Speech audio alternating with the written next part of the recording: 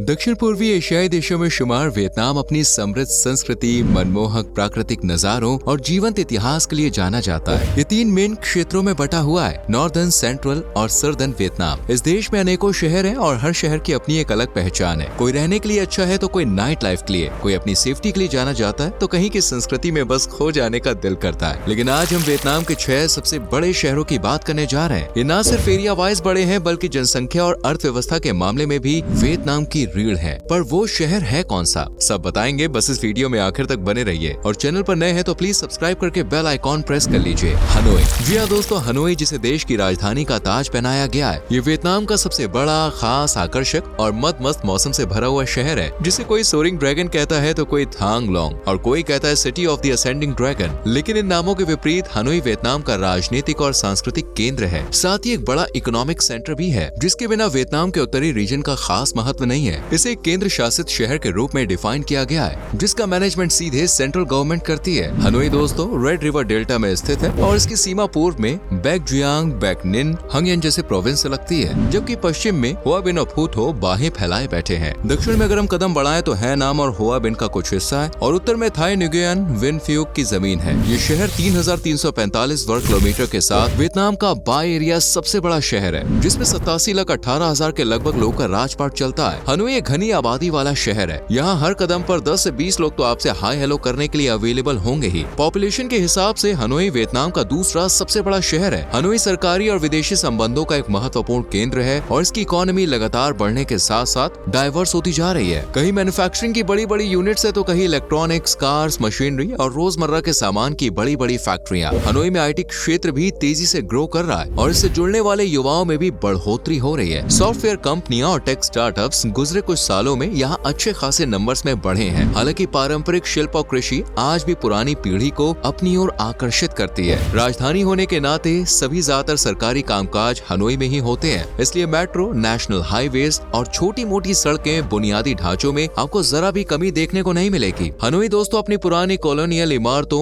Hwan किम lake, West Lake जैसी शांत झीलों और द टेम्पल ऑफ लिटरेचर जैसे प्राचीन मंदिरों के लिए भी जाना जाता है। यहाँ पे आपको शानदार स्ट्रीट फूड भी मिलता है। हो ची मिन्ह वियतनाम का दूसरा सबसे बड़ा शहर है। हो ची मिन्ह, जिसे ज्यादा लोग इसके पुराने नाम साइगोन से जानते हैं। ये शहर एरिया वाइज भले ही दूसरे पायदान पर हो, लेकिन जनसंख्या के लिहाज से वियतनाम का सबसे बड़ा शहर है और देश का आर्थिक इंजन भी, जो ज्यादातर खर्चों का बोझ उठाता है और सिटीजन्स को एक खुशहाल और लग्जरियस लाइफस्टाइल देता है। ये शहर भी केंद्र शासित शहर है, मतलब आप समझ ही गए होंगे कि हो ची मिन्ह की बागडोर की जिम्मेदारी भी केंद्र सरकार के हाथों में है। हो ची मिन्ह शहर वियतनाम के दक्षिण पूर्वी भाग में बसा हुआ है और इसका बॉर्डर पूर्व में डोंग नाई प्रोविंस, उत्तर में बिन डुओंग प्रोविंस, पश्चिम में लोंग एन, जबकि दक्षिण में तिएन गैंग से लगता है। लगभग 2095 स्क्वायर किलोमीटर के वाइड एरिया को ये कवर करता है और 9,81,06,000 से ज्यादा लोगों का घर है और सबसे ज्यादा भीड़ भाड़ और डेंसिटी वाले शहरों में गिना जाता है। मतलब 1 वर्ग किलोमीटर में अगर जाएं तो 4500 से ज्यादा लोगों की हंसी ठिठोलियां सुनने को मिल जाएंगी। लेकिन वो कहते हैं ना, जितनी ज्यादा आबादी उतना बड़ा कारोबार और मैनेजमेंट, इसलिए हो ची मिन्ह वासियों ने भी जमकर मेहनत की और इसे वियतनाम की इकोनॉमी का हब बना डाला। आज जहाँ इलेक्ट्रॉनिक्स, टेक्सटाइल्स, फुटवेयर और फूड प्रोडक्ट्स जैसी इंडस्ट्रीज दिन दुगनी रात चौगनी तरक्की कर रही है। इसके अलावा शहर में साइकॉन हाईटेक पार्क है और ये शहर इंटरनेशनल कंपनीज के सर भी चढ़ा हुआ है। नाइकी, इंटेल, कोका कोला जैसी तमाम कंपनियां शहर से जुड़ी रहना चाहती हैं। इसी तरह फाइनेंस, शिपिंग, टूरिज्म इंडस्ट्री भी दिन रात तरक्की कर रही है, जिस वजह से शहर के लोग को इनकम अच्छी मिलती है और वो जमकर खर्च भी करते हैं। थोक की दुकान हो या फिर रिटेल की, गली में हो या फिर सड़क पर, चौक चौराहे, कॉलोनी, दुकानें कभी भी खाली नजर नहीं आती, क्योंकि लोग जब मन करता है खरीदारी करने के लिए निकल पड़ते हैं। आर्थिक रूप से आगे होने के साथ साथ ये शहर सांस्कृतिक और अपनी पुरानी जड़ों को मेंटेन करने में भी आगे है। Independence palace, Notre Dame cathedral of Saigon और वॉर रेमनेंट्स म्यूजियम जैसी जगहें सैलानियों को अपनी ओर आकर्षित करने के लिए ही जानी जाती हैं। हाईफोंग नंबर 3 पे है। हाईफोंग, जिसे अक्सर the city of red points and of flowers या दी फ्लैम्बॉयंट सिटी के नाम से भी जाना जाता है। ये उत्तरी वियतनाम का सबसे बड़ा बंदरगाह है और शिपिंग इंडस्ट्री का प्रमुख केंद्र भी। वियतनाम में टोटल 6 शहर हैं, जिन्हें केंद्र शासित शहरों का दर्जा दिया गया है। हो ची मिन्ह और हनोई के बाद इनमें हाईफोंग का नाम भी शामिल है, इसलिए यहाँ भी केंद्र सरकार सरकार का ही हुक्म चलता है। होइफोंग शहर की जड़ें उत्तरी पूर्व तट पर जमी हुई हैं और इसके पड़ोसियों में पूर्व में गल्फ ऑफ टोंगकेन, पश्चिम में हेडवांग प्रोविंस, दक्षिण में थाई बिन प्रोविंस और उत्तर में क्वांगनेन प्रोविंस शामिल है। शहर का क्षेत्रफल 1527 स्क्वायर किलोमीटर का है और यहाँ बसते हैं 15,04,000 से ज्यादा लोग, जो 2.75% की ग्रोथ रेट के साथ अपने नंबर तेजी से ऊपर पहुँचा रहे हैं। इसलिए होइफोंग वियतनाम में सबसे ज्यादा आबादी वाले शहरों में से एक भी है। इस शहर की इकोनॉमी काफी हद तक पोर्ट्स पर डिपेंड है। गहरे पानी में झूला झूलते हुए छोटे बड़े पैसेंजर और माल वाहक जहाज वियतनाम के सामान को दूसरे देशों में पहुंचाने से लेकर जरूरत की चीजें इसकी सीमा में लाने का काम करते हैं। इसलिए इसे उत्तरी वियतनाम के लिए इंटरनेशनल व्यापार का प्रवेश द्वार भी माना जाता है। यहाँ लॉजिस्टिक्स, मैरीटाइम ट्रांसपोर्ट और इंडस्ट्रियल डिस्ट्रीब्यूशन में कार के पुर्जे, जहाजों के पुर्जे और दूसरी इलेक्ट्रॉनिक चीजें बनती हैं। साथ ही एलजी और वीफास्ट जैसी कंपनियों के यहाँ बड़े बड़े ऑफिसेस हैं, जिनमें लाखों युवा काम कर रहे हैं। इम्पोर्ट एक्सपोर्ट के अलावा ये शहर अपने स्वादिष्ट व्यंजनों, शानदार टूरिस्ट प्लेसेस के लिए भी जाना जाता है।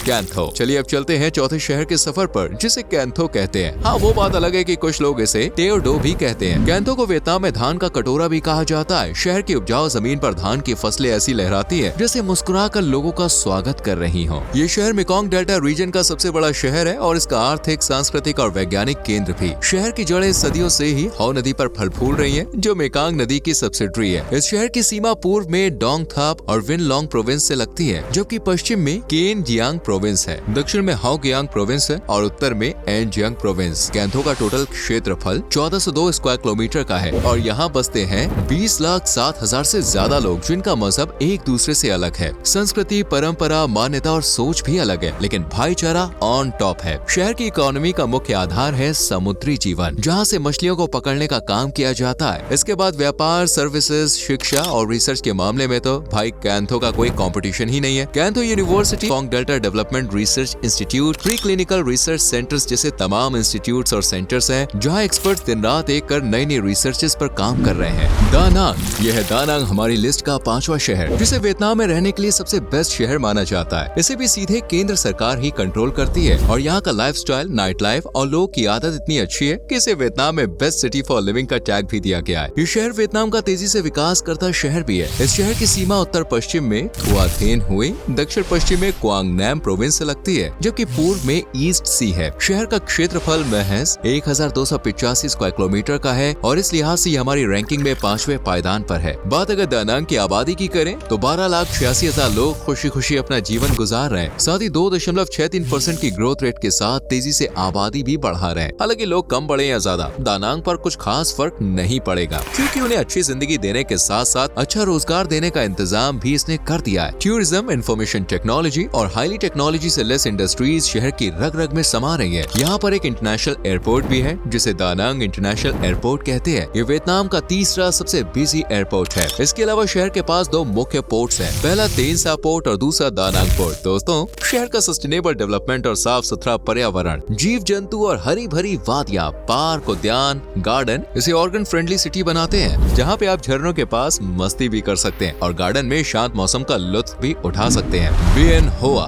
चलिए अब बढ़ते हैं छठवें और आखिरी शहर की ओर, बिएन होआ, जो डोंग ने प्रोविंस का मुख्य शहर है और हो ची मिन सिटी के उत्तर पूर्व में स्थित एक बड़ा औद्योगिक शहर है। इसे वियतनाम के सबसे पुराने और सबसे महत्वपूर्ण शहरों में से एक माना जाता है, जो पूर्व में ट्रैंग बॉम डिस्ट्रिक्ट, पश्चिम में बिन डिरोंग प्रोविंस, दक्षिण में लोंग तान डिस्ट्रिक्ट और उत्तर में विन कू डिस्ट्रिक्ट से घिरा हुआ है। ये शहर अपने औद्योगिक विकास, ऐतिहासिक महत्व और प्राकृतिक सुंदरता के लिए पहचाना जाता है। यहाँ पर हरे भरे खेत के साथ साथ डोंग ना रिवर भी अपनी खूबसूरती से पूरे शहर को रोशन करती है। शहर का इतिहास 17वीं शताब्दी से माना जाता है, जिसमें कई विरासतों का योगदान है, जिन्होंने बिएन होआ को एक समृद्ध इतिहास रखने का गौरव दिया है। ये शहर अपनी अच्छी लाइफस्टाइल, एजुकेशन सिस्टम के लिए भी जाना जाता है। यहाँ के युवाओं में आप पढ़ाई को लेकर एक अलग ही क्रेज देखेंगे। स्कूल, कॉलेज, यूनिवर्सिटीज और कोचिंग सेंटर्स की शहर में कोई कमी नहीं है और न ही कमी पढ़ने वाले छात्रों की है।